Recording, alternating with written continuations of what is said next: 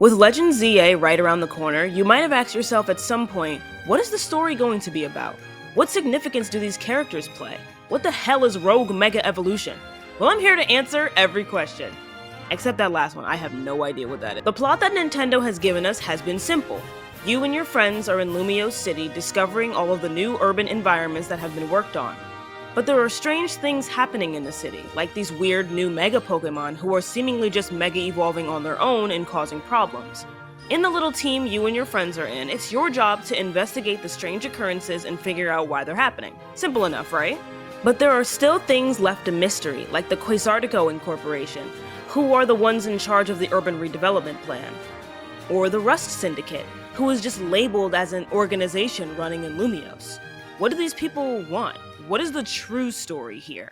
Now, if you're like anyone else, you could immediately shoot accusations towards Corbeau, as he is very secret villain shaped. I mean, look at how he's dressed, how he talks, and how his business people treat him. It's giving Team Flare / Team Plasma. However, what if I told you that Corbeau is what we like to call a red herring? There's no way that Z-A pulls another Lysander, making this guy seem so obviously as the main villain than actually going through with it. I'd like to think that this is their form of baiting the player to think that. The real villains are these people. Quasartico Inc. gives off the vibe of, oh, don't suspect us, we just want to make the world a better place. How come Pokemon suddenly begin Mega Evolving on their own after the company begins this urban redevelopment plan? What is the truth behind this seemingly all-good redevelopment?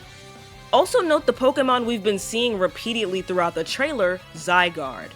Allow me to read you Zygarde's Pokedex entry in case you forgot why Zygarde ever shows up in the first place. When the Kalos region's ecosystem falls into disarray, it appears and reveals its secret power. Zygarde's entire deal is attacking and preventing those who ruin the ecosystem, specifically of the Kalos region. Zygarde is literally telling us, hey, this urban redevelopment plan may be doing more harm than good. It's only appearing because something is imbalanced. Now, could it be that making Lumiose City into a place for Pokemon and people to live together is harming the ecosystem? That's very unlikely. Clearly, it's something behind the surface, something just past it. Now, who's to say that Quasartico Inc. truly has bad intentions? Maybe they're the secondary villains. Maybe they're a red herring too. Maybe it's Lysander! Now, I know very well that many people have theorized on whether or not Lysander really died at the end of X and Y since the game came out, since nothing was definitively confirmed to say that he was. And so this brings that topic. Did Lysander really die? Now that could be a video of its own, so I won't go into too much detail with that. In theory, Pokemon X and Y both have different alternatives for Lysander. In X, he uses Xerneas to fuel the ultimate weapon, and in Y, Yveltal. We all know that Xerneas grants life and Yveltal takes it, which is why it could be seen as different endings for Lysander and what the weapon actually did.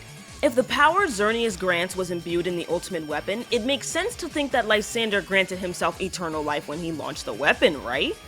X would be the canon ending since it's the first in the series. There's also questions if Z-A is a sequel of X or Y. Who am I kidding? It's definitely a sequel of X. Lysander was buried underneath a bunch of rocks and ultimately pronounced dead on the scene. I mean, who could survive that? Only someone immortal could survive that. Wait. To make things more straightforward and put it in a sequence, Lysander granted himself eternal life once he fired the weapon, yet was crushed by boulders before it could even really matter. Now, this doesn't mean that eternal life was for nothing. This guy could very well still be alive underneath all that rubble. Now, he probably doesn't look very good, but that's not important. The part that is important is the fact that at any point, at any time afterwards, someone could dig him back up. Who could that someone be? A lot of people theorize it could be Malva, ex-member of Team Flare, but I think that's highly unlikely. Malva hated her part in Team Flare and even assisted in Xerosik's arrest in post-game XY. Couldn't be Xerosik either since he got arrested. What about the Team Flare scientists? It's confirmed that they all lived, especially since Mabel is working as the acting director in the Pokemon Research Lab in Z-A, yet all of her fellow X-scientists are nowhere to be found. What about the people of Geosenge? If Legends Z-A takes place in the future, who's to say the townspeople wouldn't want to move all the ugly boulders out of the center of their town?